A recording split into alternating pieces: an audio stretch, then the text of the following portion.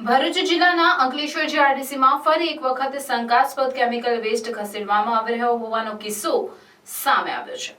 GRDC વિસ્તારમાંથી વિહિતા કેમ કંપનીમાંથી કોઈ પણ આધાર પુરાવા વિના બહાર નીકળેલા આઈસર ટેમ્પાને એસઓજીની ટીમે રોકી 5.07 લાખનો મુદ્દામાલ કબજે કર્યો હતો।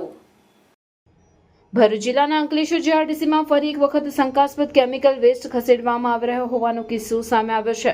જીઆરડીસી વિસ્તારમાંથી વિહિતા કેમ કંપનીમાંથી કોઈ પણ આધાર પુરાવા વિના બહાર નીકળેલ આઈસર ટેમ્પાને એસઓજીની ટીમે રોકી તપાસ હાથ ધરી। તપાસ દરમિયાન ટેમ્પોમાં ભરેલા કેમિકલ વેસ્ટનો કોઈ પ્રમાણભૂત પુરાવો ન હોવાનું સામે આવ્યું। એસઓજીએ ટેમ્પો અને કેમિકલ વેસ્ટ સહિત કુલ 5,07,528 રૂપિયાનો મુદ્દામાલ કબજે કર્યો છે। આ અંગે જીઆરડીસી પોલીસ મથકે આઈપીસી કલમ 41(1)D હેઠળ ગુનો નોંધવામાં આવ્યો છે। એસઓજી દ્વારા આ મામલે વધુ તપાસ હાથ ધરવામાં આવી રહી છે। પોલીસના જણાવ્યા અનુસાર આ પ્રકારના શંકાસ્પદ પ્રવૃત્તિઓ ઉપર રોક લગાવવા માટે પેટ્રોલિંગ વધારવામાં આવશે।